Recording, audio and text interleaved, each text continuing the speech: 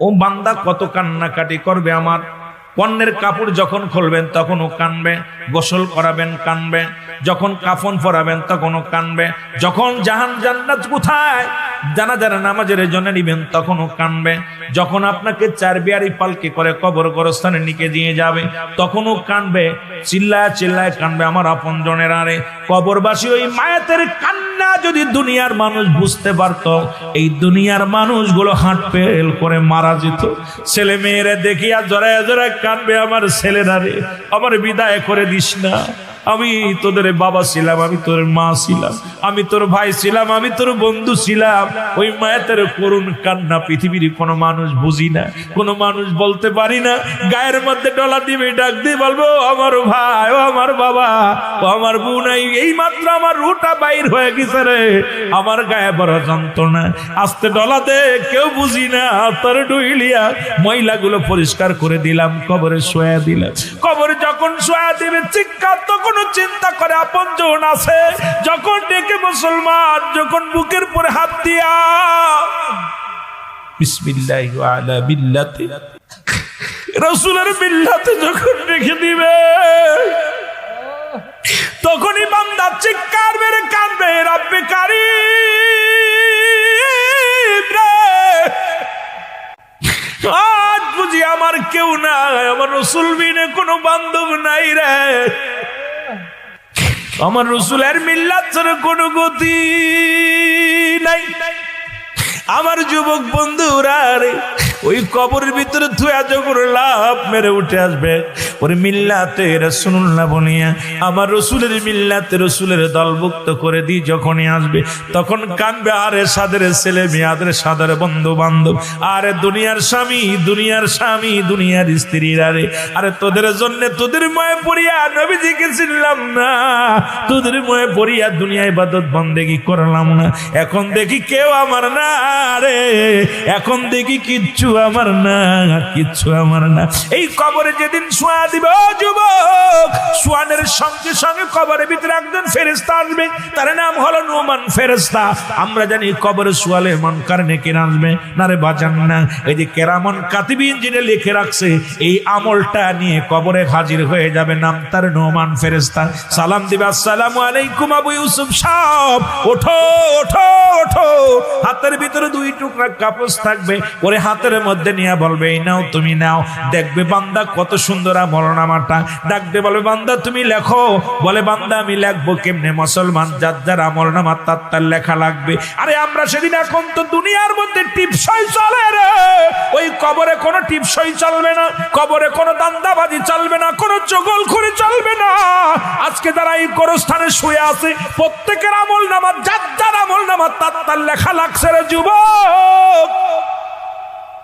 ডাক দিয়ে বলবে, তুমি লিখে দাও। আমার কাছে কলম নাই। বলবে, কলম তোমার ডান হাতের শাহাদাত আঙ্গুল মোবারক। এইবার বছর কলমের মধ্যে কালি পাবে না। বলবে, কালি হলো তোমার মুখের থুতু মোবারক। মুসলমান গভীর মনোযোগ। এবার তার গায়ে কই, আমি কাগজ পাই, কলম পাইলাম, কালি পাইলাম, কাগজ পাবো কই? ওই 3 টুকরা কাপড়ের কাপড় দিবে, 5 টুকরা কাপড়ের কাপড় দিবে, 1 টুকরা টান দিয়ে খুলে নিয়ে বলবে, বান্দা এই লেখো। সঙ্গে সঙ্গে লেখা হয়ে যাবে, সেকেন্ডের মধ্যে লেখা শেষ হয়ে যাবে। এইবার কারিয়া নিবে, আর 1 টুকরা কাগজ দিবে, দেয়া বলবে, বান্দাই নাও, তোমার জন্য 60 বছরের জিন্দেগি, 50 বছর, 80 বছরের জিন্দেগি, তুমি যে সঞ্চয় করেছিলে সঞ্চয়গুলো লেখা আছে, দেখে নাও। ওরে বান্দা দেখিয়া চিৎকার মেরে কানবে, বলে, আল্লাহ এই পাপ আমি কেমনে লিখবো রে? ডাকতে বলবে, ফেরেশতা আমি এটা লিখতে পারবো না। ডান দিক থেকে মাটিতে চাপ দিবে, বাম দিক থেকে চাপ দিবে। এরে আমার নবী বলে, দুনিয়ার মানুষ, ওই কবরবাসীর চিৎকার যদি দুনিয়ার মানুষ শুনছ গো,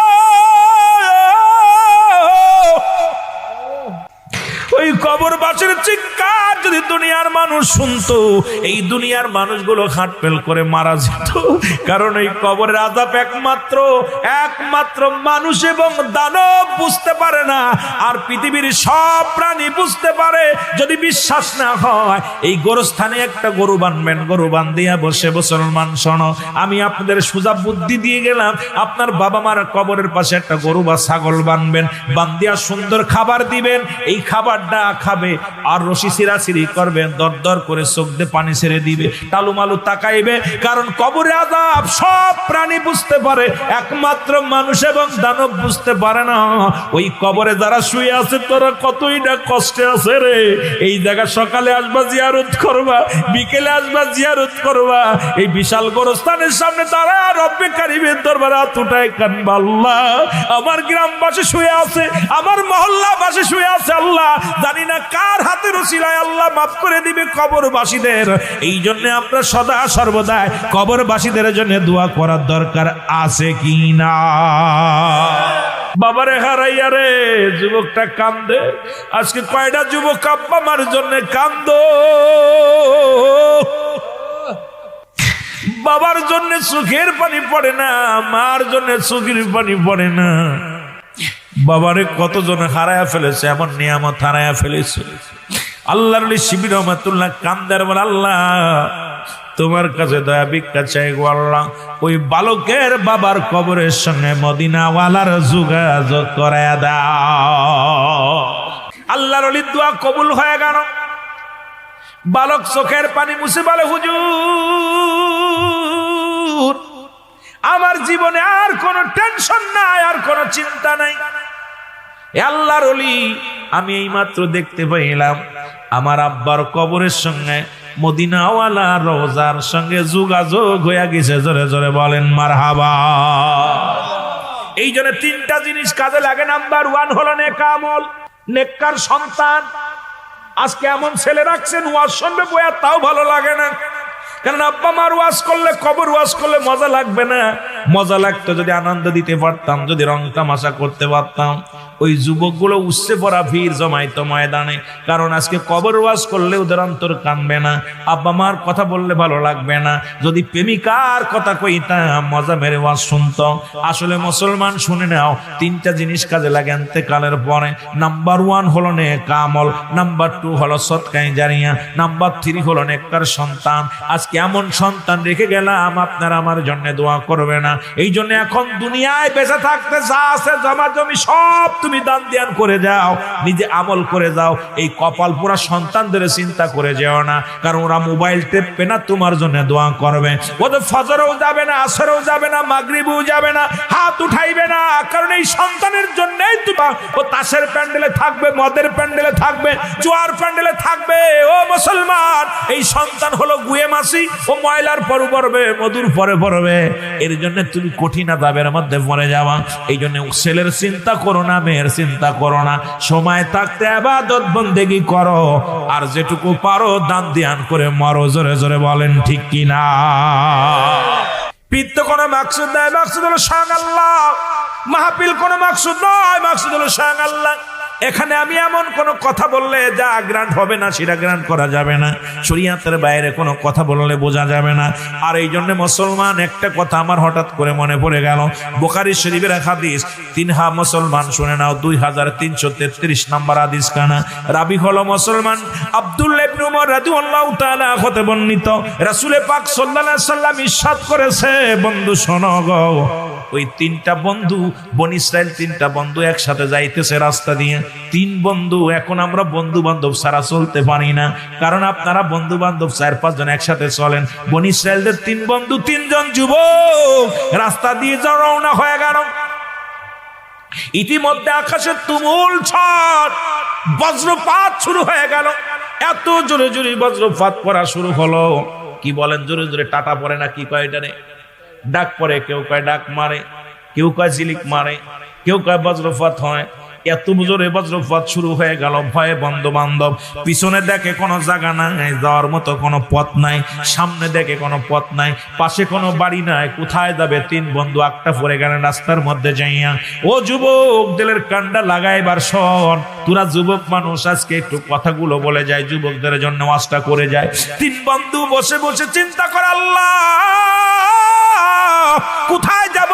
পিছনেও জায়গা নাই, সামনেও যাওয়ার মতো পরিবেশ নাই, পাশেও কোনো বাড়ি ঘরে দৌড় নাই। আল্লাহ, আজকে নির্ঘাত 3 বন্ধু মারা যাব, তিন বন্ধু নির্ঘাত মারা যাব।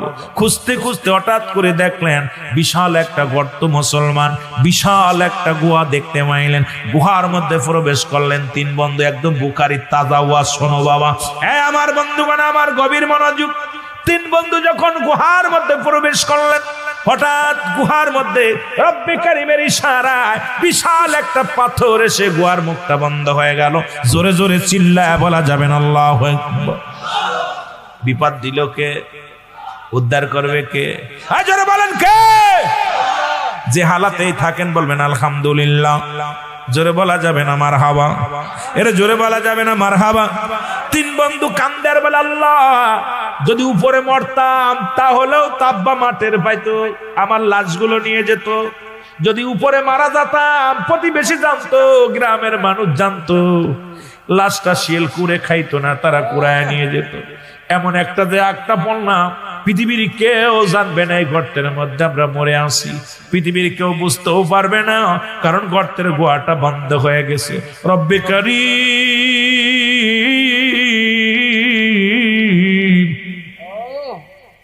এখান থেকে বাঁচার একটা উপায়, কোথায় যাব? আল্লাহ আল্লাহ বলে ডাকতে লাগলো রে। তিন বন্ধু, ও মুসলমান শুনে নাও, কোনো রক্ষা পাবে কোথায়, কি করবে, চিন্তায় পড়ে গেল। হঠাৎ তিন বন্ধু চিন্তা করে, জীবনে যদি কোনো ভালো কর্ম করে থাকি গো, এইটা অশিলা করে রব্বে কারীমের দরবারে প্রার্থনা করব। আমার রব্বে কারীম আমাদের উপরে সহায় হবে গো, কারণ আমার রব্বে কারীম হলো সহায়, আমরা অসহায়। আমার রব্বে কারীম সবল, আমরা দুর্বল, ঠিক কিনা? আল্লাহ কি সহায় না অসহায়? জোরে বলেন সহায় না অসহায়? আমরা সবাই অসহায়, আল্লাহ হলো সহায়। আমরা সবাই দুর্বল, আল্লাহ সবল। সুতরাং রব্বে কারীমের দরবারে প্রথম বন্ধু প্রার্থনা করে, আল্লাহ জীবনে তো ভালো কর্ম করি না, একটা কাজ করেছিলাম, আল্লাহ এই কাজের বিনিময় তুমি আমারে দয়া করো। সেই কাজটা হলো, জীবনে আমি কোনোদিন আমার মা বাবারে না খাওয়ায়া খাই নাই। যুবকেরা শোন, কেমন সন্তান ডাক দে বলে, রব্বে কারীম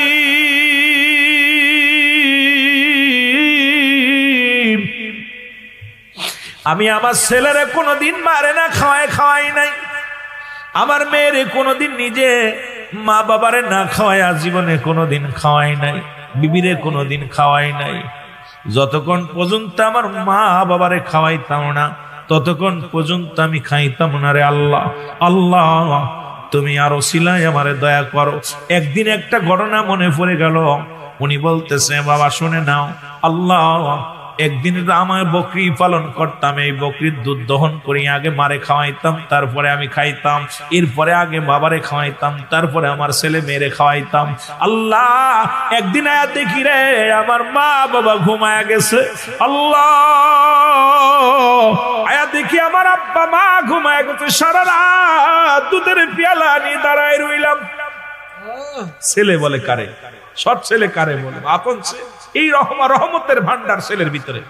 কয় সারা রাত দাঁড়ায় রইলাম মা বাবার পাশে, বিবিরেও দিলাম না, ছেলেরাও দিলাম না। আমার ছেলে আমার মেয়ে আমার বিবি না খায়া ঘুমায় গেল, কারণ আমার চিন্তা আমার বাবারা শোনো গো, কারণ আমার মা না খাওয়া পর্যন্ত বিবিরে খাওয়াইব না, বাবারে না খাওয়াইয়া বিবিরে খাওয়াইব না, বাচ্চাদের খাওয়াইব না। আল্লাহ সকালবেলা ঘুম থেকে উঠা পর আমার আব্বা মারে খাওয়াইলাম। জোরে জোরে চিল্লায়া বলা যাবে না মারহাবা। রব্বে কারীম,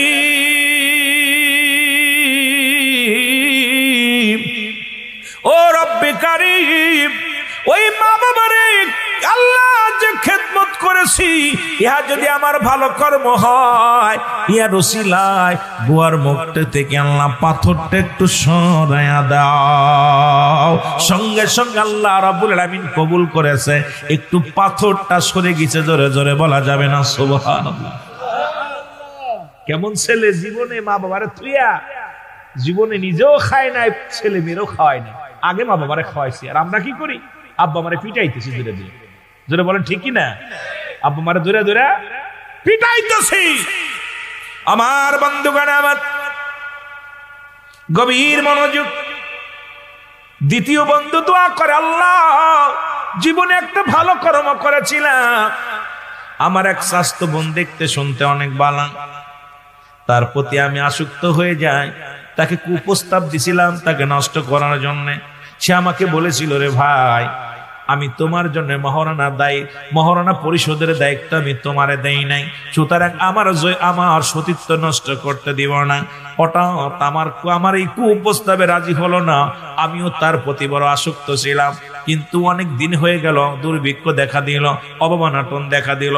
এরপরে আমার ওই বোনটা আমার কাছে আসলো সাহায্যের জন্য।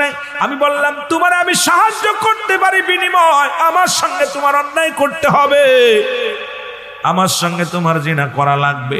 তখন বোনটা বলেছিল, ভাই রে, আমি রাজি হলাম, আমার সাহায্য করো। আমার রাজি হয়ে গেলাম। রাজি হওয়ার পর আমি তার অর্থ দিলাম।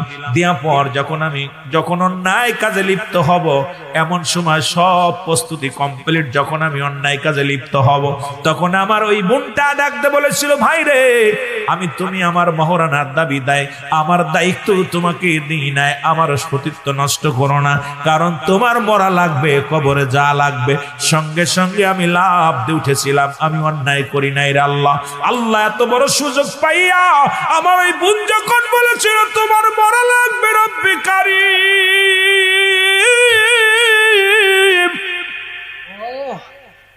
ওর মুখের ওই পানি শোনা পর, রব্বি কারীম, আমি পাপ করি নাই রে আল্লাহ, জীবনে একটা ভালো কর্ম করেছি, আর বিনিময় যদি তোমার দয়া হয়,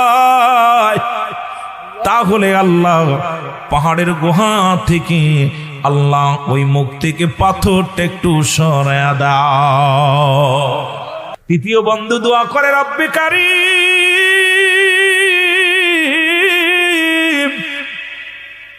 ও রব্বি কারীম, জীবনে তো ভালো কর্ম করি নাই, তবে একটা কর্ম করেছিলাম ভালো, আমার মনে আছে। আল্লাহ, আমি ছিলাম একজন কোম্পানির মালিক বা একটা বড় ব্যবসা করতাম, শ্রম মালিক, আমি মালিক হইয়া সারাদিন কর্মচারী খাটালাম। একজন ব্যক্তি আসলো, তার পারিশ্রমিক জন্য আমি পারিশ্রমিক দিলাম। ও লোকটা রাগ করে নিলেন না, নিয়ে চলে গেলেন। আল্লাহ, ওই পারিশ্রমিক দিয়ে আমি কিছু উকি কিনলাম, গাদা কিনলাম, আমি কিছু বকরি কিনলাম, কিছু ছাগল কিনলাম। এটা কিনিয়ে লালন পালন করা শুরু করলাম। 2 বছর পরে লোকটা ফিরে এসে আমারে বলে, আমার পাওনা দাও। তখন আমি আল্লাহ ওই মাঠের বকরিগুলো দেখায় দিয়েছিলাম, এগুলো নিয়ে যাও। তখন উনি বলেছিল, আমার সাথে পাগলামি করো নাকি, আমার পারিশ্রমিক দাও। তখন আল্লাহ উনারে আমি দিয়ে দিয়েছিলাম, উনার ওই টাকা দিয়ে বকরি কিনা ছিল, উনার ওই টাকা দিয়ে ছাগল কিনা ছিল। ইয়ার কারণে আমি যতগুলো মুসলমান, একটা বকরি রাখি নাই, একটা ছাগল রাখি নাই, সবগুলো তারে দিয়ে দিছি। আল্লাহ, ইহা যদি আমি ভালো কর্ম করে থাকি, তাহলে আমার পাহাড়ের এই গুহা থেকে তুমি পাথরটা সরাইয়া দাও। সঙ্গে সঙ্গে পাথরটা সরে গেছে। জোরে জোরে চিল্লায়া বলা যাবে না মারহাবা। অন্যদিকে নয়, যেহেতু মুর্দা গানের ইসালের সব, ওদিকে নয়। দ্বিতীয় নাম্বার হলো, ইমানদারের রূহটা যখন বাইর করার জন্য আজরাইল আলাইহিস সালাম আগমন করে। বাবা, আমি প্রথম গিয়েছিলাম কোথায়, মৃত্যুর কথা বলতেছিলাম। প্রথম বিপদ হলো মানুষের মরণ, 2 নাম্বার বিপদ হলো কবর, 3 নাম্বার হলো কিয়ামতের ময়দান। যদিও একটু আমি পিছনে চলে গেছিলাম, আবার আমার মূল লক্ষ্যে চলে যায়। মুসলমান শুনে নাও, ইমানদারের রূহ যখন বাইর করবে, ইমানদারের কত পাওয়ার আল্লাহ বলেন। আমার আগের বক্তা বলেছেন, আল্লাহ বলে,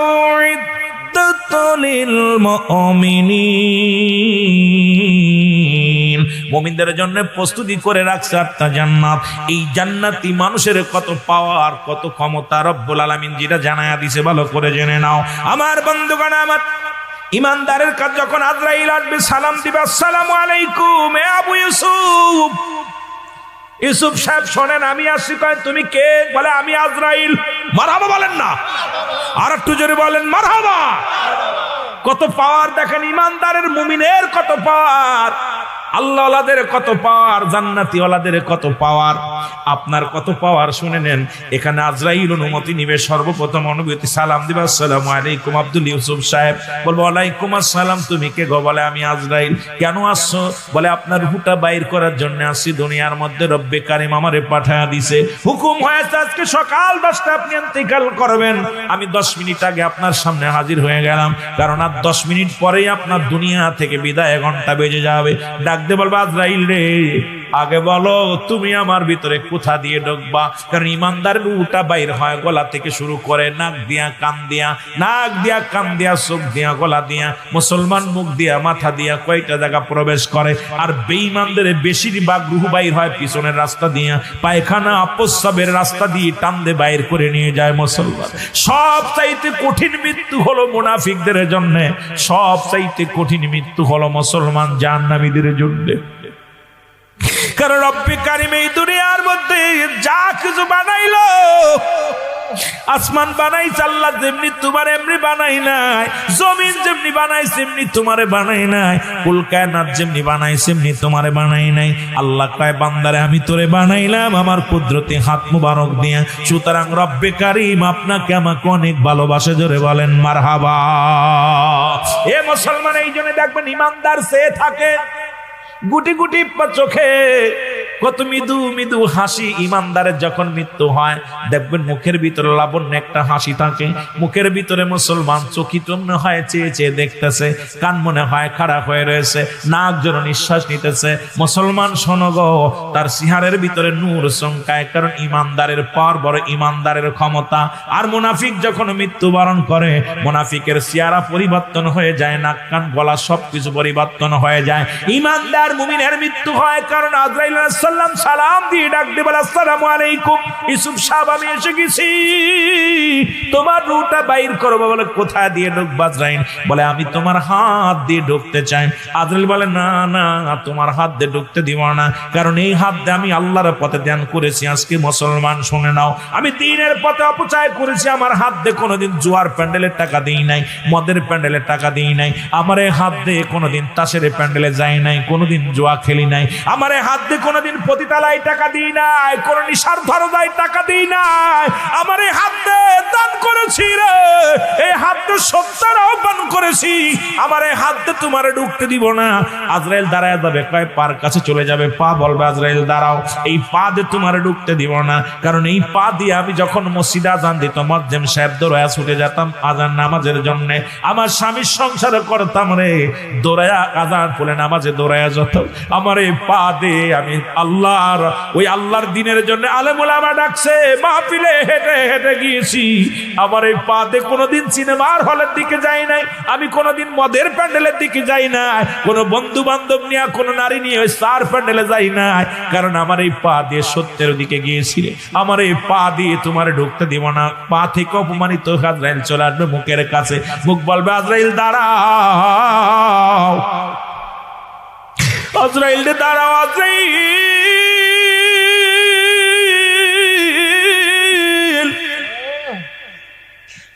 আমার এই মুখ দিয়ে কোনদিন আমি একটা বিড়িতে টান দিই নাই রে। আরে অনেক বিড়ি খোরে না, অনেকে কষ্ট পাবে, আমার ওয়াজ শুই না। বাজারে কবরে কোনো আগুন পাওয়া যাবে, বিড়ি পাওয়া যাবে না। তোদের পায়ে ধরে বলি রে, মায়ের গর্ভে যখন ছিলি রে, মায়ের নাভির সঙ্গে তোর নাভিটা জোড়ায়া দিছে।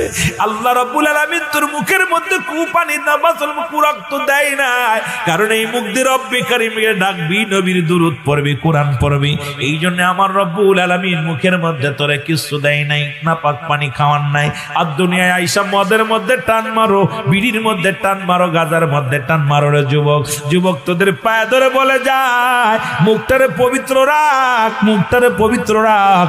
এই মুখের থুতু মুবারক হবে কালি, এই কালি যদি নষ্ট হয়ে যায় লিখবি কেমনে? তুই লিখতে পারবি না রে যুবক। এই জন্য হাতে ধরে বলে যায়, পায়ে ধরে বলে যায়, আজ থেকে মুখটারে কন্ট্রোল করার দরকার আছে কি না? হয়তো আমার কথা শুনে অনেক নিশাখোর মানুষেরা কষ্ট পাবেন, তবে তবে মাহফিল সার্থক হবে যদি একটা মানুষ ফিরে আসে মাহফিল এই নিশা থেকে যদি ফিরে আসে গো।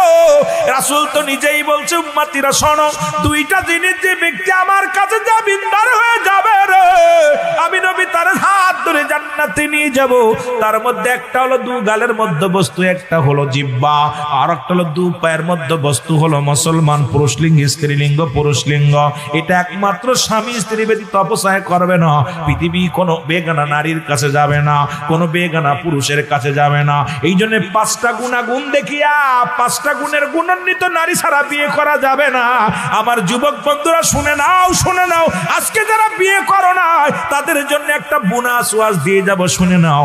এই 5টা গুণের নারী ছিল আমার নবীজির মা আম্মাজান আমিনা।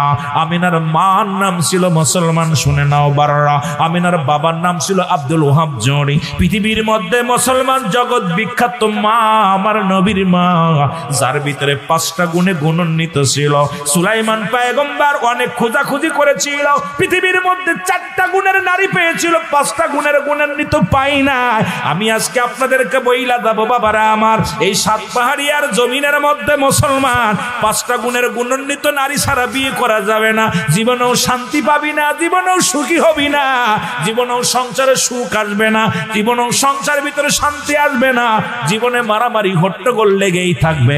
এই 5টা গুণের নারী বিবাহ করার দরকার। যদি সময় পায় বলবো আল্লাহ যেন দয়া করে, জোরে জোরে বলো না আমিন। আর একটু জোরে বলো আল্লাহু আকবার। এই দুনিয়ার কিচ্ছু বলতে কিচ্ছু যেদিন থাকবে না গো। আমি পিরাইটা আলোচনার শুরুতে একটু কবরের কথা বলতে গেলে, ও যুবক কেন বলি বড্ড ভয় লাগে গোরস্থান দেখলে, ওই সার্বিয়ারি পালকি দেখলে বড্ড ভয় লাগে। আল্লাহ কখন যেন ওই গোরস্থানে শোয়া দিবে, কখন যেন কোন গোরস্থানে শুয়ে যাব রে আল্লাহ, কখন যেন সার্বিয়ারি পালকি হাজির হয়ে যাবে, কে যেন আমার গোসলের জন্য ছুটে আসবে রে, কে যেন আমার কাফন পরানোর জন্য ব্যস্ত হয়ে যাবে, কত মানুষ আমার কবর খোঁড়ার জন্য ব্যস্ত হয়ে যাবে। রব্বে কারীম,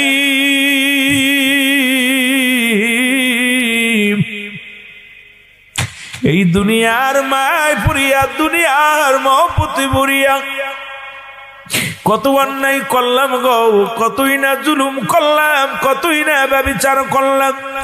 এ মুসলমান, এই দুনিয়া তো চিরদিন থাকা সম্ভব নয়। আল্লাহ বলেন কুল্লু মান আলাইহা ফান। আল্লাহ কয় বান্দারে শুনে নাও, এই পৃথিবীর মধ্যে যা কিছু আছে সব কিছু আমার আল্লাহ। আল্লাহ কয় বান্দার এই পৃথিবী আমি চূর্ণ বিচ্ছিন্ন করে দিব।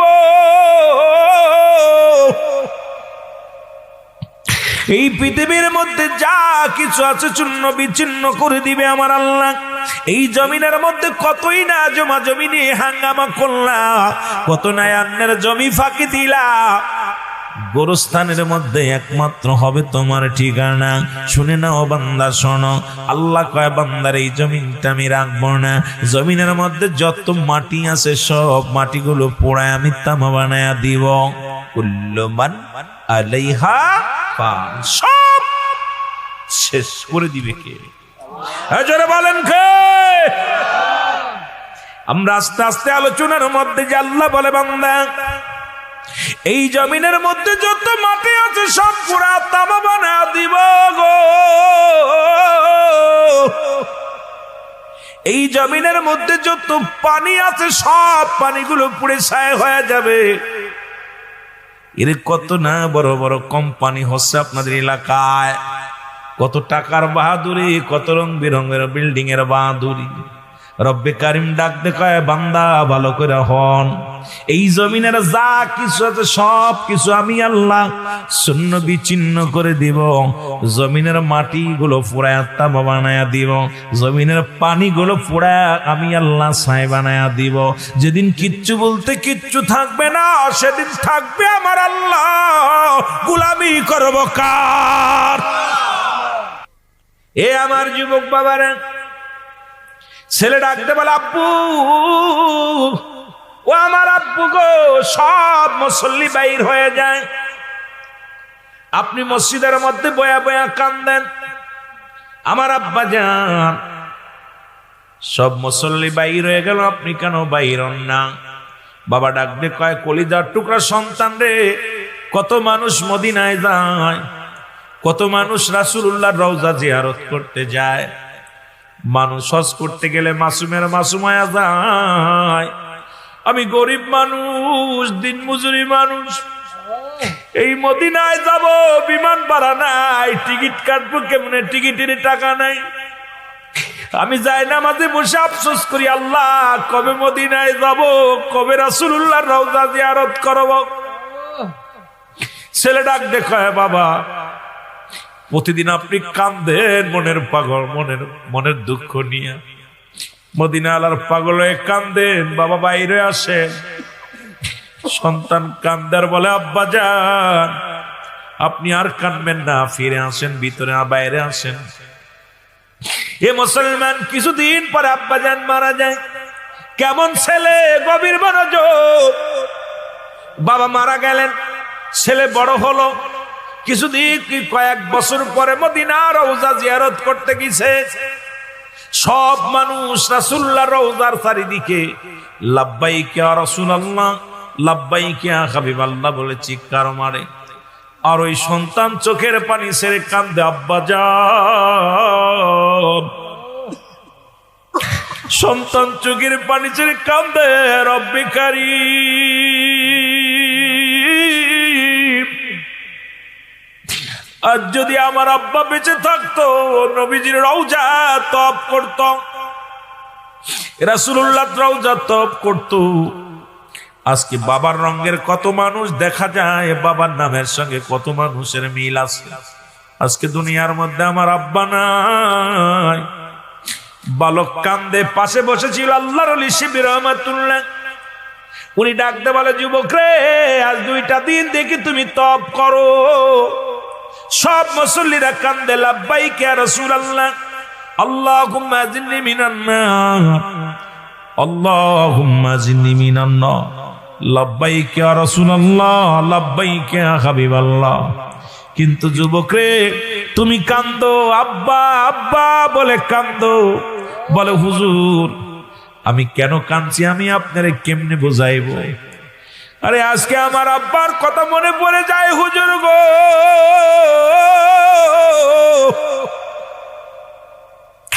আমরা গরিব মানুষ, আমার আব্বা যান আমার হাত ধরে মসজিদে নিয়ে যাইত, আর এই মসজিদে যাই নামাজের মধ্যে বইয়া চোখের পানিগুলো ছেড়ে কান্তর বলতো, আল্লাহ ও আমার আল্লাহ, মদিনায় যাব, মনে বড় শখ মদিনায় যাওয়ার, রাসূলুল্লাহর রওজা মুবারক দেখার বড় শখ। কিন্তু আব্বা যান কিছুদিন পরে মারা যায়। মারা যাওয়ার পর আমি এখন ইনকাম করা শিখেছি, আমি আসছি রাসূলুল্লাহর রওজা জিয়ারত করতে। দেখি আমার আব্বার রঙের কত মানুষ দেখা যায় রে। আমার আব্বার চেহারার সঙ্গে অনেক চেহারা মিল পাওয়া যায়, আমার আব্বার নামের সঙ্গে অনেক নাম পাওয়া যায়, কিন্তু আমার আব্বারে খুঁজে পাই না। আমি সবচেয়ে বেশি খুশি হতাম আমার আব্বা জানের সঙ্গে যদি মদিনাওয়ালার সাক্ষাৎ হয়ে যেত, আমি সন্তান বড় খুশি হয়ে যেতাম। জোরে বলো মারহাবা। আমার নবী ডাক দে, আমার নবীর পাগল আল্লাহর ওলি শিবির রহমাতুল্লাহ ডাক দে, বলো যুবক, চিরদিন তো কারুর বাবা বেঁচে থাকে না, তুমি যার রওজার পাশে কান্দো সেই নবী এতিম, সেই নবীর মা দুনিয়া থেকে বিদায় হয়ে গেছে, আব্বা বিদায় হয়ে গেছে, রাসূলুল্লাহ নিজেই বিদায় হয়ে গেছে। এই চিরদিন এই পৃথিবীর মধ্যে থাকা সম্ভব নয় রে। সুতরাং চোখের পানি মুছে ফেলো, আমারও আব্বা নাই, তোমার শুধু আব্বা নাই, রাসূলুল্লাহর আব্বা মাও ছিল না, দুনিয়া থেকে বিদায় হয়ে গেছে। যুবক বলে, হুজুর আমার মনে বড় কষ্ট নাই, তবে আমার দরিদ্র বাবা বড় স্বপ্ন ছিল। এ সময় কত মানুষ জেলখানায়, কত মানুষ হাসপাতালে, কত মানুষ মৃত্যু শয্যায় সজ্জিত। রব্বুল আলামিন আপনাকে আমাকে জেলখানায় নেন নাই, হাসপাতালে নেন নাই, পৃথিবীর কোন নোংরা স্থানে নেন নাই, সুন্দর পরিবেশ, এই জান্নাতের বাগানে আসার মতো বসার মতো সুযোগ দান করলাম।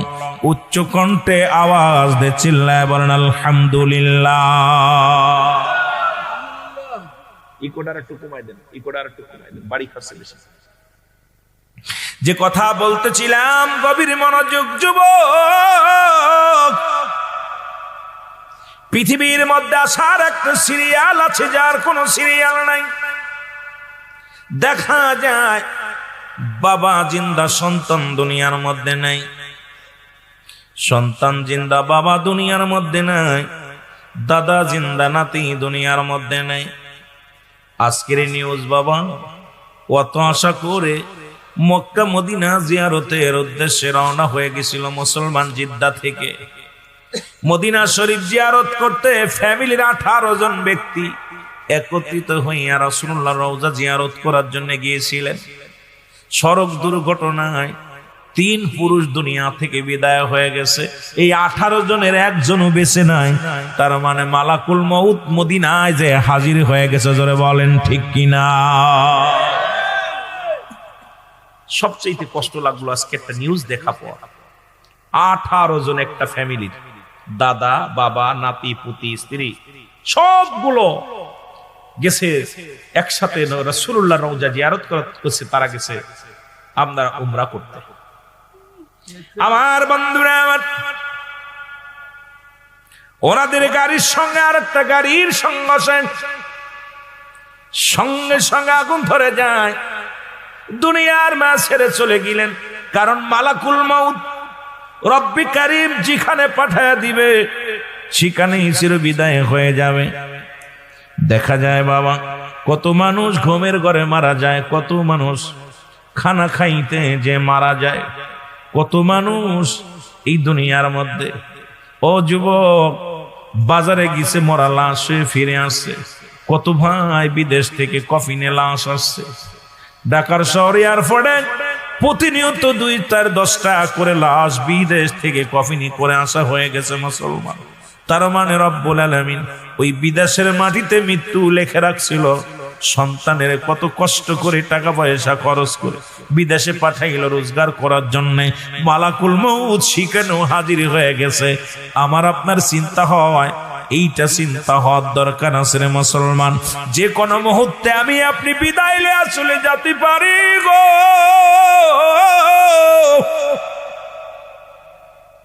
পৃথিবীর মধ্যে আসার একটা সিরিয়াল আছে, যার কোনো সিরিয়াল নাই। ও যুবক, আগামী দিন সূর্যোদয় হবে। আগামী দিন আমরা সকাল ফজরের নামাজ পড়তে পারবো, সূর্য দেখতে পারবো, এমন কোন গ্যারান্টি এখানে দেওয়া সম্ভব নয়। জোরে বলেন ঠিক কি না? পারবেন না দিতে? পারবেন? আগামী দিন সূর্যোদয় হবে, কার কার নসিবে আছে বলতে পারে? কেউ বলতে পারি না। যুবক বাবারে আমার, এই তো আপনার আমার জীবন। কারণ পরবর্তী সময় আপনার জন্য কি নিয়ামত বয়ে আনতেছে আপনি নিজেও জানেন না। আপনার জন্য কি নিয়ামত বয়ে আনতেছে আমি আপনি কেউ জানি না। মাহফিলের প্যান্ডেলের পাশে আজরাইল দাঁড়ায় আছে, আমার জন্য অপেক্ষা আছে। আয়, ঘরের গমের ঘরে খাটের কাছে বসে আছে আজরাইল। আয়, খানা খাইতেছে আজরাইল কয়ায়, গোসলে গেছেন আজরাইল কয়ায়, মুসলমান ঘুরতেছেন আজরাইল কয়ায়। কখন যেন আজরাইল আপনাকে ধরে ফেলবে। রব্বে কারীম এই পৃথিবীর মধ্যে 3টা বিপদ। নাম্বার 1 হলো মানুষের মরণ, নাম্বার 2 হলো কবর, নাম্বার 3 হলো কিয়ামতের ময়দান। ওরে বাবারা আমার, আজকে সকল মুর্দা গানের জন্য মাহফিল হয়। এই 2 নাম্বার বিপদ হলো আপনার আমার কবর। এই কবরে যেতে হবে, এর মধ্যে কোনো সন্দেহ নাই। জোরে জোরে চিল্লায় বলেন ঠিক কিনা? কিসের এত বাড়াবাড়ি করো, কিসের এত মস্তানি করো? পৃথিবীর মধ্যে প্রথম কাপড় লাগাইছো, প্রথম কাপড় পরেছ অন্যের হাতে। কার হাতে? অন্যের হাতে। আবার পৃথিবীর শেষ ভাগে যখন বিদায় নিয়ে যাওয়া, শেষ কাপড় পরাইবে অন্যের হাতে। প্রথম পরেছো তুমি লজ্জাস্থান ঢাকছো, অন্য মানুষে ঢেকেছে, আবার শেষ বিদায়ের সময় তোমার লজ্জাস্থান ঢেকে দিবে পর মানুষে। এই তো তোমার জিন্দেগি, এই তো তোমার জীবন। তবে কেন আমার আমার কয়ে দুনিয়া কাটাইলা? তবে কেন আমার আমার বলে জিন্দেগি কাটাইলা? এই জিন্দেগির মায়া ত্যাগ করো, দুনিয়ার লোভ ছেড়ে দাও, কারণ রব্বে কারিমের পাগল হয়ে যাও। জোরে জোরে চিল্লায় বলেন ঠিক কিনা? যে কথাগুলো বলে দিলেন কান্ডা লাগা শোনো গো। মানুষের প্রথম বিপদ হলো মানুষের কবর, মরণ। এই মরণের কথা বলতে যাইয়া আল্লামা মুফতি আমজাদ আলী সাহেব একটা কিতাব লিখলেন। কিতাবের নাম্বার শুনিয়া, এই কিতাবের মধ্যে লিখতে যাওনি বললেন, দুনিয়ার মানুষ শোনো,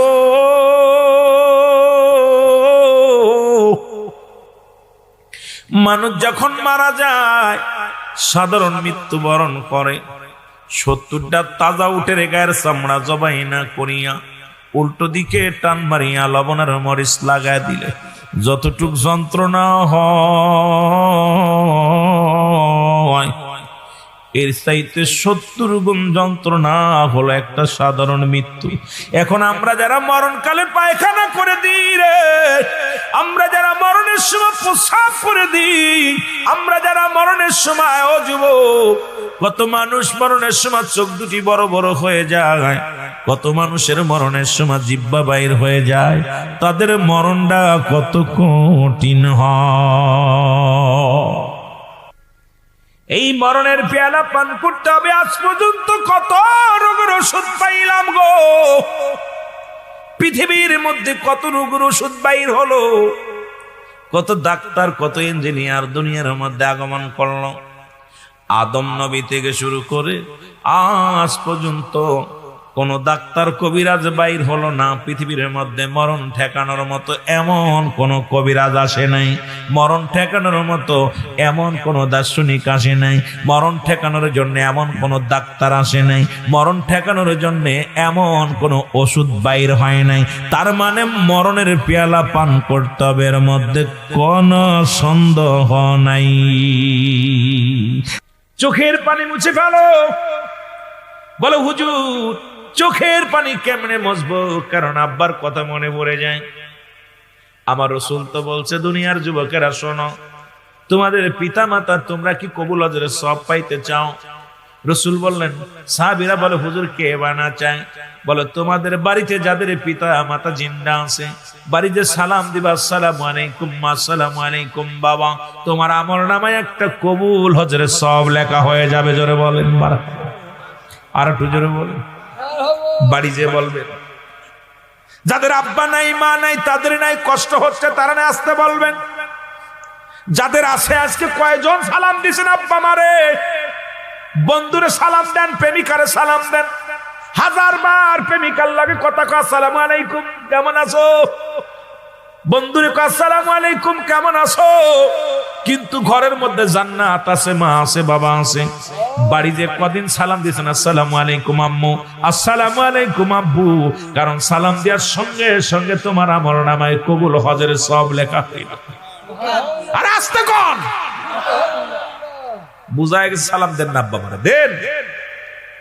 মুসলমান বাবারা আমার, নবীও কান, সাহাবীরা কান্দে, বলে হুজুর 6 মাস আগে আমার মা বিদায় হয়ে গেছে, 3 দিন আগে বাবা বিদায় হয়ে গেছে, 1 মাস আগে মা বাবা বিদায় হয়ে গেছে। এত বড় নিয়ামত থেকে বঞ্চিত হলাম। সাহাবীরা প্রতিযোগিতা ছিল আমল নিয়ে, কিভাবে আমল করা যায়, কার চাইতে কে বেশি আমল করবে, কার চাইতে কে বেশি ইবাদত করবে। নবী বলে, সাহাবীরা রে তোমরা কেন কান্দো? বলে, নবী গো, এই দুনিয়ার মধ্যে আমাদের মা নাই, আব্বা নাই, বাড়ি যাই এত বড় নেকি হারাইলাম। কারণ আব্বা মা যদি বেঁচে থাকতো, সালাম দিলে এত পরিমাণ নেকি পাইতাম, এই নেকি থেকে আমরা বঞ্চিত হয়ে গেলাম। আমার নবীজিও কান্দের কয়, সাহাবীরা রে আমিও নবী এতিম, আমার আব্বা নাই মা নাই, কারণ এই দুনিয়ার মধ্যে আমার মতো এতিম কি তোমরা? আমি 6 মাস বয়স যখন মায়ের গর্ভে, তখন আমি আমার বাবারে হারাইছি। 6 বছর বয়স যখন, তখন আমার বাবারে মারে হারাইলাম। 6 বছর 7 মাস বয়স যখন দাদারে হারাইলাম, পৃথিবীর মধ্যে আমার মতো এতিম তোমরা কেউ নাই। আল্লাহ ডাক দে বলে, জিবরিল যাও যাও আমার হাবিবরে জানায়া দিয়ে আসো, যাদের আব্বা মা দুনিয়ার মধ্যে নাই তারা যেন দোয়া করে, বলেন রাব্বির রহমহুমা কামা। একটু মহব্বতে বলেন, রাব্বির রহমহুমা কামা। আদম নবী কান্দে, রব্বানা জালামনা, মারহাবা বলেন না। আদম নবী কান্দে, আমার সাথে বলেন, রব্বানা জালামনা আনফুসানা ওয়া ইল্লাম তাগফির লানা ওয়া তারহামনা লানাকুনান্না মিনাল খাসিরিন।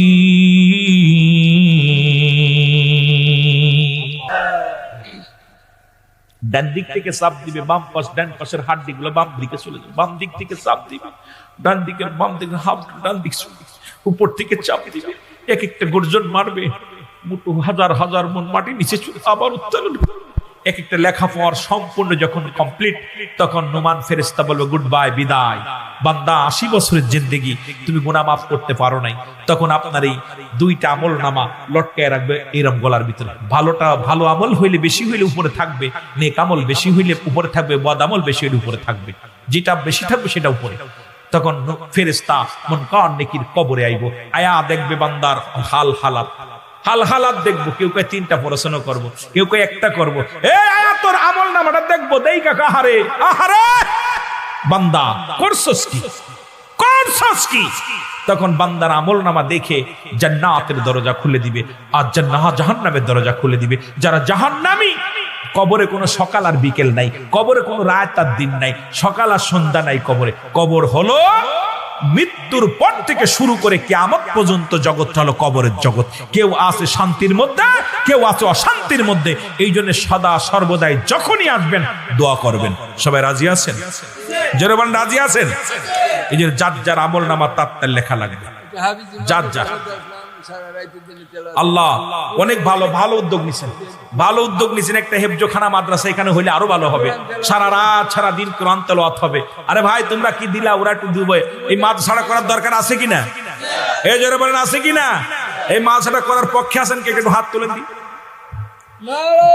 কোরআন শিখাও ছেলে মেয়েদের, ওহে মুসলমান, জান কবাজের সময় তোমার হইবে রে আসান। বলো, জান কবাজের সময় তোমার।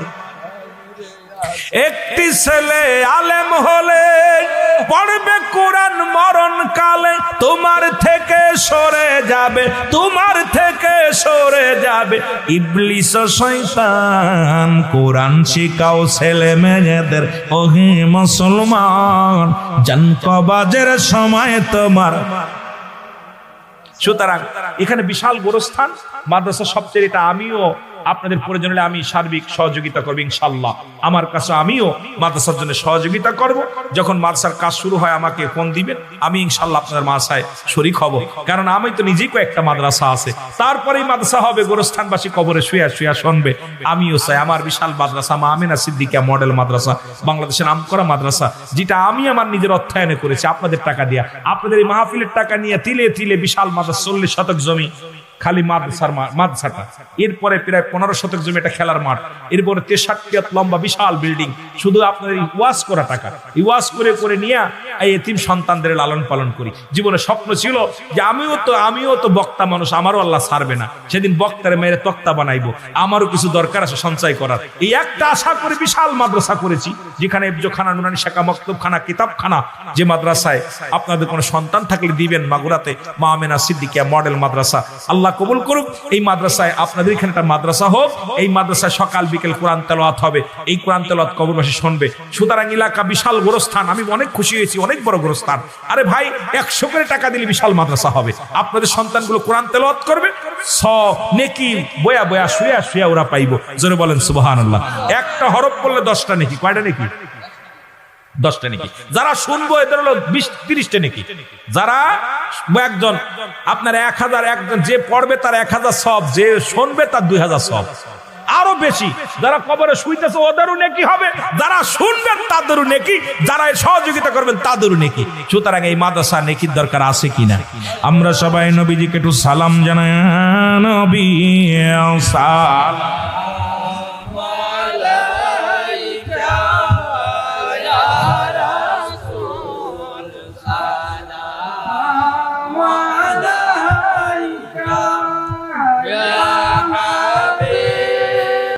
মুসলমান গভীর মনোযোগ। আদম আলাইহিস সালাম তিনি জান্নাতি না জাহান্নামী? যারা বলেন কি জান্নাতি মুসলমান আমার। আদম নিজে বলে আল্লাহ আমি জালিমদের অন্তর্ভুক্ত হয়ে গেছি, আমারে ক্ষমা করে দাও। এখন আদম নবীরে যদি কোনো ব্যক্তি জালিম বলে তার ঈমান চলে যাবে, তার ঈমান থাকবে না। থাকবে না? যারা বলেন ঈমান থাকবে, সঙ্গে সঙ্গে তার বউটাও তালাক হয়ে যাবে। এবং আদম শুধু নবী নয়, ইউনূস আলাইহিস সালাম দোয়া পড়ে, আপনারা এই দোয়াটা সবাই জানেন, পড়েন লা ইলাহা ইল্লা আনতা সুবহানাকা ইন্নী কুনতু মিনাজ জালিমিন।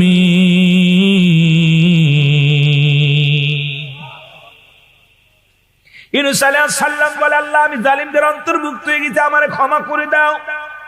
আর আখির নবীর উম্মত হওয়ার কারণে আমার আল্লাহ কয় হাবিব তোমার উম্মতের শিখায়া দাও, যাদের আব্বা নাই, যাদের মা নাই, তারা যেন দোয়া করে, বলেন রাব্বিরহামহুমা কামা।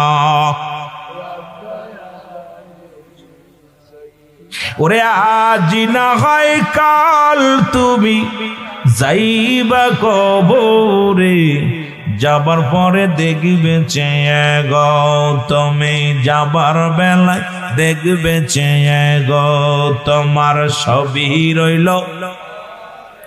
আরো জোরে বলেন যাবার বেলায় দেখবে চেয়ে। তোমার দাদাই গেছে, বাবাই গেছে, কেউ আসলো না ফিরে। দাদাই গেছে, বাবাই গেছে, কেউ আসলো না ফিরে। তোমারও তো যাইতে হবে রে, যেদিন আজরাইলা।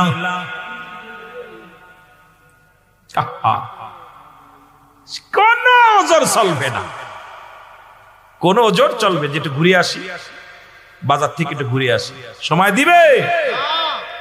বন্ধুগণ আমার, যে কথাগুলো বলতেছিলাম খেয়াল করবেন।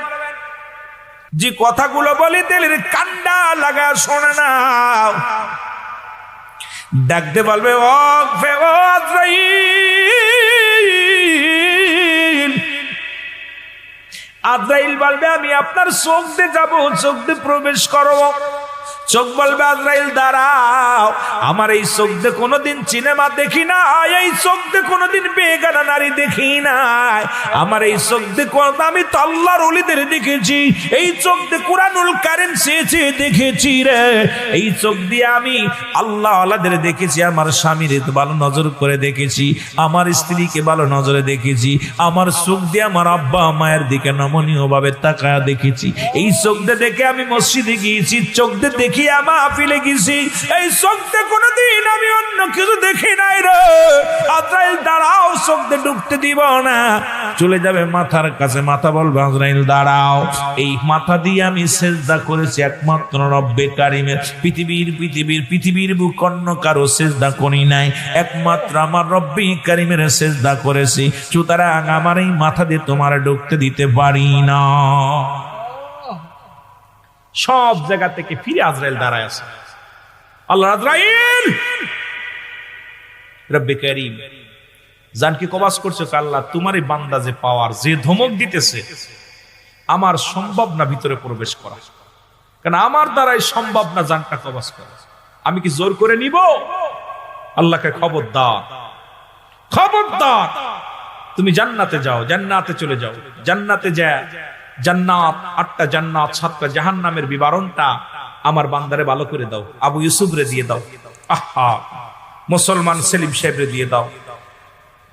দিতেছে বিবরণ, বান্দা এই দেখ জাহান্নাম, বান্দা ঝাঁপিয়ে পড়তে যাবে জাহান্নামের দিকে, রব্বে কারীম বলবে আজরাইল দাঁড়াও, ঠেকাও, আমার ইমানদার যদি জাহান্নামে ঢুকে যায় জাহান্নামের আগুন পানি হয়ে যাবে, ঠেকাও। দেখাবে জান্নাত, এই জান্নাত গুলো যখন দেখবে, দেখা পর তখন বান্দা কয়, আমি জান্নাতের আশায় পাগল না, আমি রব্বে করিমের গোলামি করেছি আল্লাহ আল্লাহ রাসূলকে পাওয়ার জন্য, জান্নাতের আশায় পাগল হই নাই। তখন আজরাইল বলবে, দেখো তুমি তাকায় রব্বে করিমের উপরে থাকবে, আল্লাহু আকবার। এই জন্য আজরাইল যখন জানটা নেবে দেখবেন ইমানদার উপর দিকে একটা টান দেয়, দেখবেন ইমানদারের সঙ্গে ভয়ে, দেখবেন জাহান্নামীদের মৃত্যু যখন হয় ওই ব্যক্তি ভয়ে ভাঙ্গাচুরা লাগায় দেয়, তখন কেউ খেতা কম্বল দেয়, কেউ জড়ায় ধরে, চোখ মুখ বড় করে ভাঙ্গাচুরা করে, কারণ মরণের যন্ত্রণা এই ব্যক্তি অনুভব করতে পারে। আজরাইল যখন ধমক দেয় তখন ওই ব্যক্তির শারীরিক তার আমল নামাটা দেখায়, তুই অমুক জায়গায় করছিস, অমুক জায়গায় করছিস, ও ভয়ে গুটিসুটি হয়ে যায়। তখন পৃথিবীর সব পানি যদি ওকেও দেওয়া হয় তৃষ্ণা নিবারণ হবে না। জোরে বলেন আল্লাহু আকবার।